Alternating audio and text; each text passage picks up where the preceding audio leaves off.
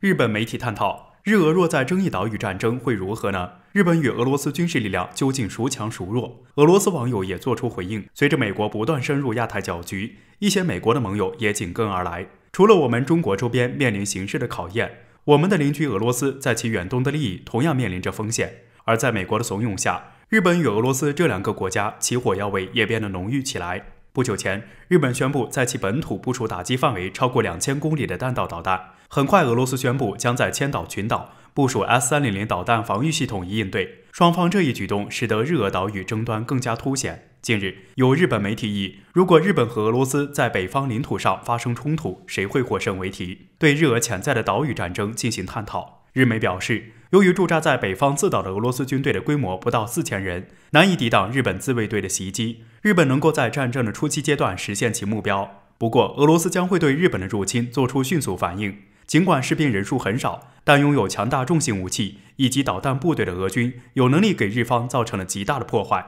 并且可能俄罗斯将派遣空降兵与登陆舰进攻北海道，北海道的自卫队可能会被摧毁。有意思的是，俄罗斯网站还将日媒的报道进行了转载，并且俄媒将标题取为“日本媒体问：如果日俄在南千岛群岛之间发生冲突，谁会获胜？”以示与日媒的描述针锋相对。而俄媒表示，日媒说这些岛屿是长期争端的主题，实际上是日本人的一些小伎俩。实际上，俄罗斯根本就不考虑将南部千岛群岛问题进行辩论，原因很简单，与任何人争夺其领土所有权根本没有意义。日本正试图引发争议，可以看出来，俄罗斯人的态度也很明确，对这个问题的探讨没有意义。千岛群岛本来就是俄罗斯的，不存在谁来争夺。有俄罗斯网友直言，他们为什么不考虑这样一个问题：如果对这些岛屿构成威胁，俄罗斯可以使用核武器。还有俄罗斯网友称，早上宣布对俄罗斯开战，午饭前他们就得切腹。可以看得出来，万一真的日本与俄罗斯开战了，日本方面明显没有信心，而俄罗斯则是信心十足。的确是这样，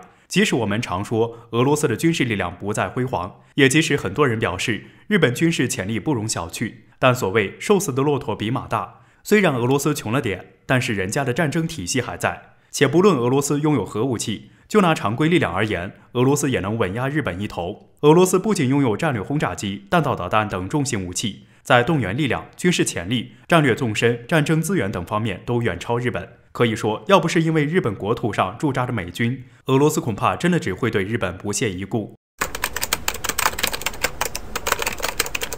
在美军航母宣布继续留在波斯湾时，为何伊朗人会扣押韩国的油轮？伊朗又为何拿韩国杀鸡儆猴来对付美国？1月3号的时候，美国五角大楼宣布，原本已经满部署准备回到母港10个月的尼米兹号将继续留在波斯湾，以应对伊朗的威胁。美航母突然变卦不走，很可能是担心不久后白宫换届时留下波斯湾的武力真空，给伊朗可乘之机。然而，这对于伊朗而言却是极其不友好的信号。毕竟美国人不仅派航母堵在你家门口，还指名道姓说你是威胁。于是伊朗方面决定杀鸡儆猴，一艘载有7200吨石油原料、悬挂着韩国国旗的油轮被伊朗海军以违反环保条例为由扣押。这是自2019年伊朗扣押英国油轮后第2次针对一国扣押油轮。事情发生后，韩国宣布派驱逐舰前往波斯湾，并要求伊朗尽快释放这艘油轮。很多人分析，伊朗突然扣押韩国油轮的举动，无疑是回应美国航母部署波斯湾的举动。伊朗用此举告诉美国人，即使你有航母在，但波斯湾还是我说的算。那么问题来了，美国的盟友众多，并且韩国看起来与伊朗也没有什么仇怨，为何韩国不幸成为了那只鸡？韩国与伊朗看似没有交集，但如果仔细分析的话，韩国还真是最适合当鸡的那个。在此前，关于美国向联合国提议的关于延长伊朗武器禁运的草案中，仅美国与多米尼亚投了赞成票，英法法等美国盟友都投了弃权票，导致该议案没有通过。因此，在伊朗看来，欧洲国家在这件事情上也算是卖给了伊朗一个人情。另外，在美国的东亚盟友中，日本一直以来对美伊对抗采取和稀泥的态度，在美伊对抗最激烈的时候，没有选择完全倒向美国，因为伊朗是日本重要的石油进口源地，占了日本石油进口的15%。不过韩国就不同了，首先因人口等因素，韩国的石油进口量没有日本那么大，伊朗石油仅占韩国进口7%，所以伊朗的石油资源波动对韩国的影响并不大。此前美国曾向澳大利亚、英国、法国、德国、挪威、日本和韩国等国发出组建波斯湾联合护航舰队的号召，但仅英国和韩国答应了。而2019年的时候，伊朗就已经扣押过英国的油轮，那么现在轮到韩国也就不足为奇了。谁让韩国这么积极？更重要的是，即使韩国派军舰来波斯湾，恐怕也压根儿威胁不了伊朗。韩国人要想解救自己的油轮，只有请美国出马，而伊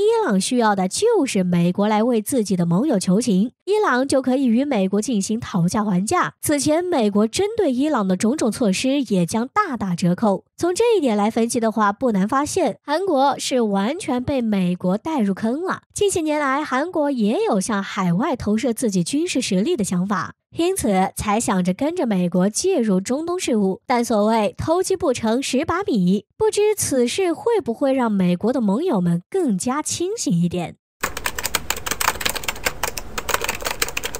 近段时间，美国在中东进行一系列的军事部署和部队调动，成为了外界关注的焦点问题。而就在最近，美军却接连做出2种截然相反的动作，让整件事情变得颇为反常。根据我国官媒《人民日报》海外版在1月4号的消息显示，在当天，美国代理国防部长米勒对外宣称，撤销之前关于美军尼米兹号航母的战略部署决定，要求其返回中东地区待命执勤，而给出的理由则是伊朗在近期可能会对美国进行军事威胁。而在1月1号，美联社才刚刚报道了美国五角大楼的决定，该决定要求部署在中东的航母编队尼米兹号撤离中东，返回国内休整。1周都不到的时间，美国就接连2次更改调整中东的军事部署，这也让外界感到十分困惑。难不成美国真的已经发现了伊朗要进行军事报复的迹象了？需要注意的是，在近段时间以来，国际舆论上美国方面一直在宣扬伊朗威胁的话题，多次就伊朗传奇将领被暗杀一事炒作伊朗即将对美以展开报复性袭击。不过在外界人士看来，就军事实力而言，伊朗显然不会对美国造成什么威胁，相反，伊朗反而是那个需要担心的对象。而美国一再炒作伊朗威胁，显然不是真的担心对方动手，而是担心对方不动手。如此，美国无法在短期内进入战争状态，无法给即将卸任的白宫现任主人续命。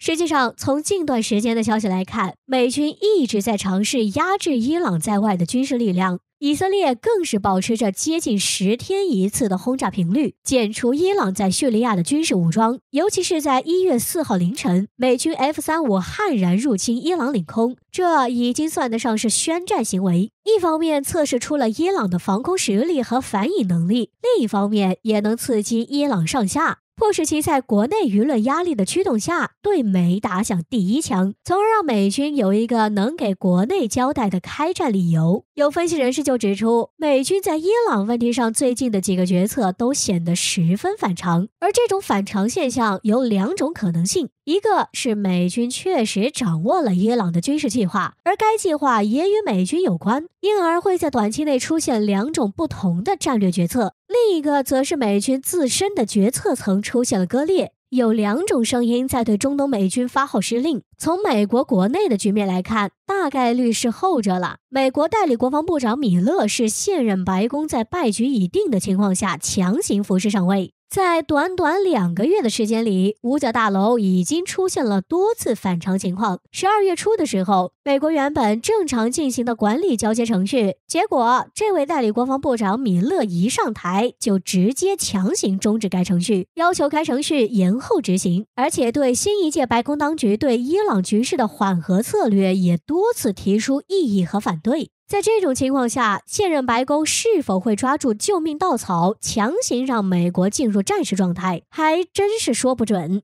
但一旦美国确实铤而走险这么干了，那么伊朗必然会是强权下的牺牲品。